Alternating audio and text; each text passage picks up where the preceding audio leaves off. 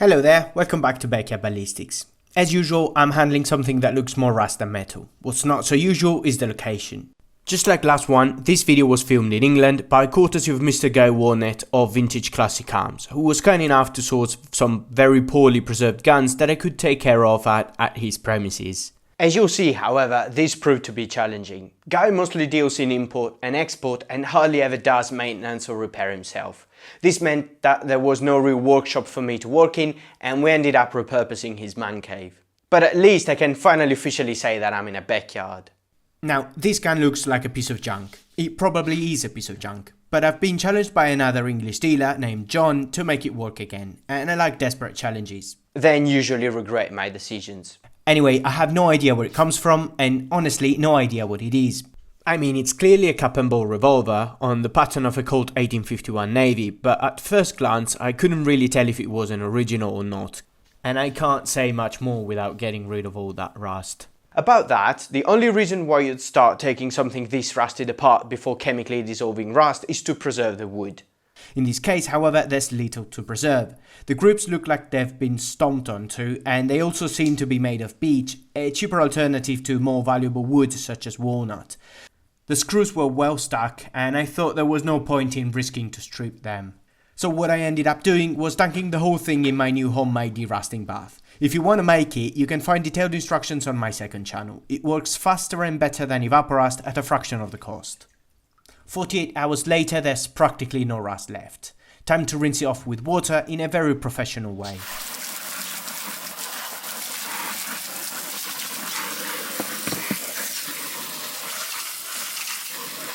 I hoped some markings would have appeared from under the rust, but unfortunately there's none to be seen, so figuring out the past of this item is going to be challenging. Trying to reconstruct the path items took over the years before they ended up in my hands really fascinates me.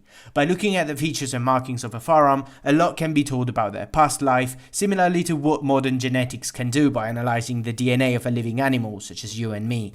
Since tracking the past of this gun is not looking promising, let's see if we can track mine. One of the comments I get more often is where I'm from, since my accent hardly matches any single country, so I'm taking a DNA test right in front of you with the help of MyHeritage, the sponsor of today's video. Their straightforward testing process starts with the delivery of a neatly packaged testing kit. All I have to do is wrap the inside of my cheek with the swabs, insert them in a vial, seal them off and ship them back to their testing facility.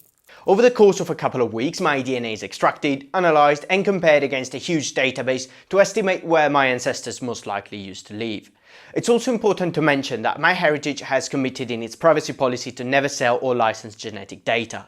My results finally came through, and here's me watching them for the first time. Greek!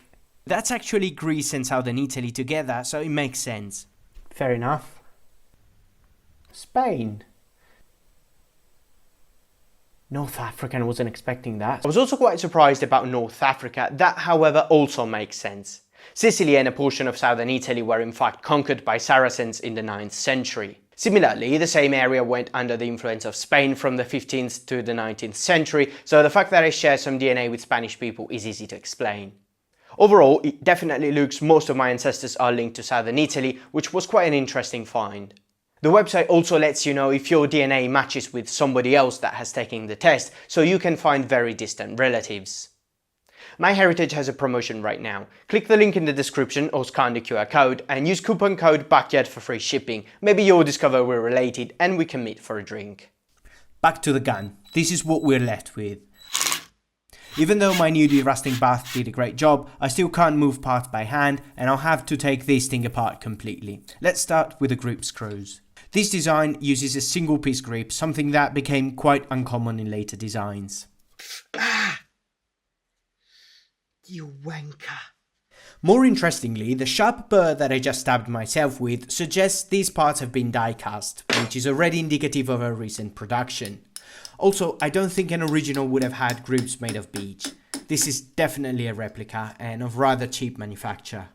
They're actually quite popular here in England, since muzzleloaders are practically the only handguns citizens are allowed to own. This may sound absurd to Americans and most Europeans, where law-abiding citizens are allowed to own and shoot most firearms, but England has the strictest gun control of any Western country, so handgun-wise, that's all the general public is allowed. Anyway, this rectangular bit is what holds the gun together. Once that's out, I should be able to split it into its three main components: barrel, frame and cylinder. While I was there, I also took out the loading leverage.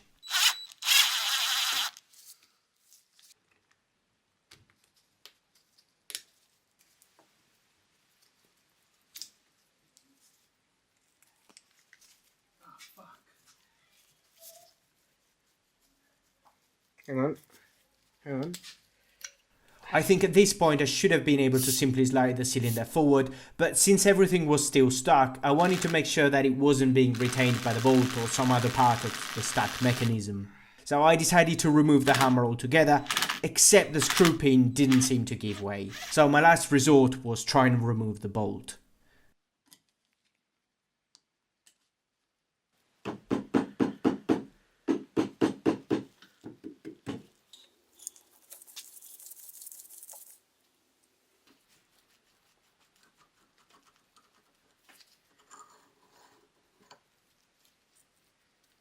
And you know what? That doesn't look too bad. At least from a standard, that is. The chambers look alright, as do the threaded holes for the nipples. Now I'm left with the trigger and trigger screw, and finally the hammer.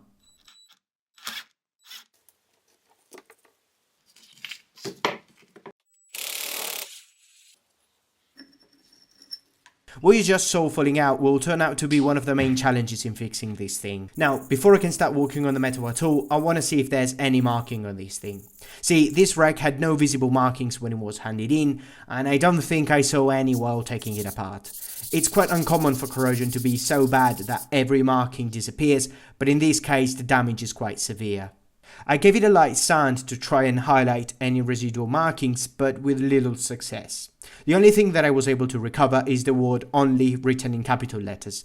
I'm quite sure that is the last word of black powder only, a warning that is commonly written on replica muzzle loaders. That is an additional proof that this is indeed a replica and not, unfortunately, an original Colt Navy. See, back then, black powder was the only propellant, so it wouldn't have made any sense to specify black powder only on a firearm. This only made sense after the introduction of smokeless powder in the 1880s, since the higher pressures the latter was capable of developing were incompatible with traditional muzzleloading practice. Another thing that doesn't add up is the fact that the gun looks like an 1851 Navy, but the caliber is 44, while the originals were all 36 caliber as far as I know. So yeah, I didn't stumble upon the relic of an extremely rare and undocumented original Colt Navy in 44 caliber. Who would have thought? But I've been challenged to make this thing shoot again, and I'll get it to shoot again. I used a single cut file to smooth out the octagon barrel faces. This does nothing to improve functioning, but it makes it look a bit less of a piece of junk. I did the same on the frame, but on the cylinder I instead have to keep sanding to a minimum, as I need to preserve these notches for the bolt to catch into. The brass parts are instead pretty well preserved, as copper alloys are much more corrosion resistant compared to steel in most environments. The only thing that happened is some reddish discoloration. That is due to a superficial loss of zinc from the brass alloy that leaves behind copper alone with its reddish colour. This alteration is only a few microns thick though, and some light sanding will get rid of it. Actually, polishing paste would have been better, but I didn't have any at hand. While doing this, I found another sign pointing to the cheap nature of the item. These brass parts had been buffed to a high polish, as was customary in these guns. However, before moving to the buffing wheel, you want to make sure that all the previous tool marks have been sanded out. In this case instead, we can still see lots of residual scratches, so whoever made this was definitely cutting corners to save manufacturing time. After realizing that the internal surfaces were still in usable conditions, and that there wasn't a lot more I could do about the external ones, I set up a quick and dirty bluing setup in Guy's garage that kind of looks like one of those undercover cocaine refining facilities. Also, I'm using my improved hot bluing mix that I'll soon disclose on my second channel. Once I got all the main parts ready for reassembly, it's time to look for what's missing. And there's always something missing when Guy and I are around. The grips are not a big deal, I'll just adapt one from a different replica, they're all pretty much the same. The next obvious thing to tackle is the nipples. They're small hollow metal parts that screw into the back of each chamber and you sit the percussion cap onto. When the hammer is dropped, it crushes the primary mixture containing the cap against the nipple, causing it to detonate. The hot gas and sparks then flow down the nipple inside the chamber where they ignite black powder. Cutting edge technology in the 1830s. Unfortunately, industrial standards weren't really a thing back then, and each gun make used slightly different nipples. This unpleasant feature is also found in replicas like the one I'm working with, and nipples are generally not interchangeable. Normally you'd look for the nipples that fit your specific brand and make, but unfortunately I have no idea who made these, so all I could do was try all the sizes that guy could find around. I tried one nipple from each bag, and unfortunately none seemed to fit. But once again, somebody else's mistake made my day. One of the nipple bags contained two very similar but not identical nipple types. One of them was exactly the one I needed.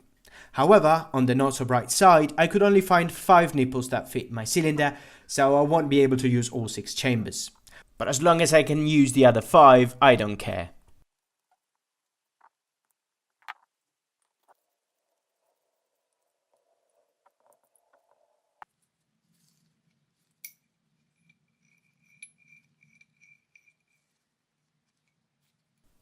Convinced I now had all that was needed, I started the reassembly, only to find out that a critically important part was broken.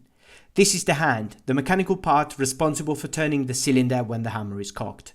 The hand itself is fine, but this small bit is what remains of a tiny leaf spring that snapped.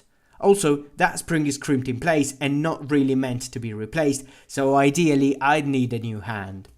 Luckily, Guy is a compulsive hoarder of gun spares, and I started looking through his spare boxes in desperate pursuit of an identical hand. Until I finally found something that looked like it. This is as close to the original as I could get it. Unfortunately, that's not close enough. See, the hand size and shape is critical in a revolver to get the timing right. If it's too short, it's not going to rotate the cylinder far enough to get the chamber aligned. If it's too long, it could jam the gun as it tries to push the cylinder past its alignment spot. This left me no other choice than trying to save the old hand by replacing the broken spring with one taken from a spare hand.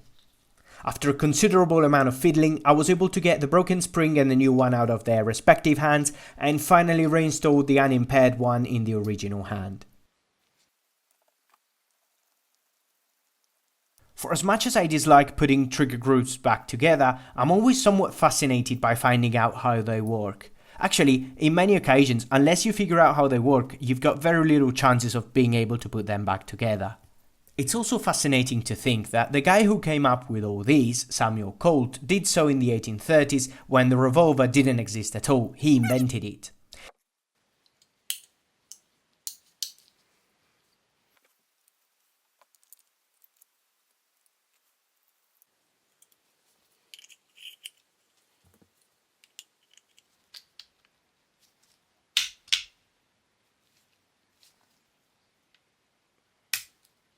The whole series of Colt muzzle-loading revolver came as an evolution from the very first commercial revolver, known as the Colt Patterson, invented by Samuel Colt and patented in 1836. The Colt Patterson sparked the birth of the cap and ball era that dominated the handgun market for both civilian and military use until the early 1870s, when centerfire breech-loading revolvers were introduced. First by Smith & Wesson and soon after by Colt, with a world-renowned 1873 single-action army model.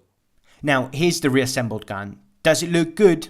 Definitely not. Does it look better than it was? Maybe. But will it fire? I think so.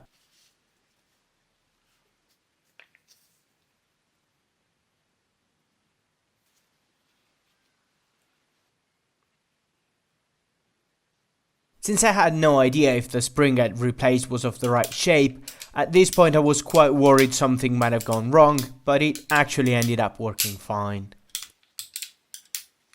The ball looks good enough, and at this point I don't see why it shouldn't work.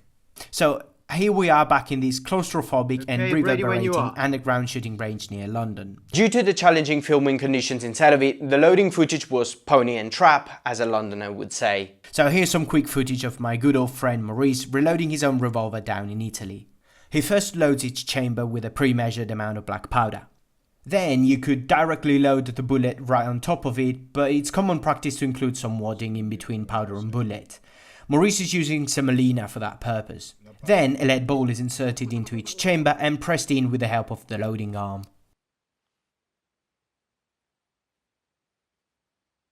A little bit of grease is then placed on top of the bullet to prevent the unwanted ignition of more than one chamber at once in a phenomenon known as chain fire. Finally, each nipple is primed with a percussion cap.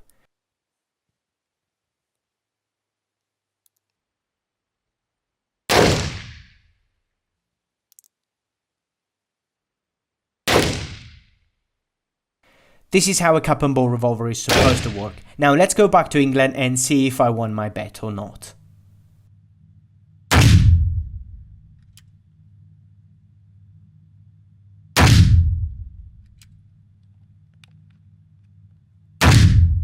Looks like I did. All the chambers that had a nipple fired. Before leaving you, I want to give a final thanks to MyHeritage for sponsoring this video. They have a promotion right now. Get your own DNA testing kit by clicking the link in the description or scanning the QR code and use coupon code BACKYARD for free shipping. Once again, a huge thanks goes to my patrons, which as usual are all listed here. Thank you all for watching, subscribe if you'd like to see more, and I'll see you next time. Bye.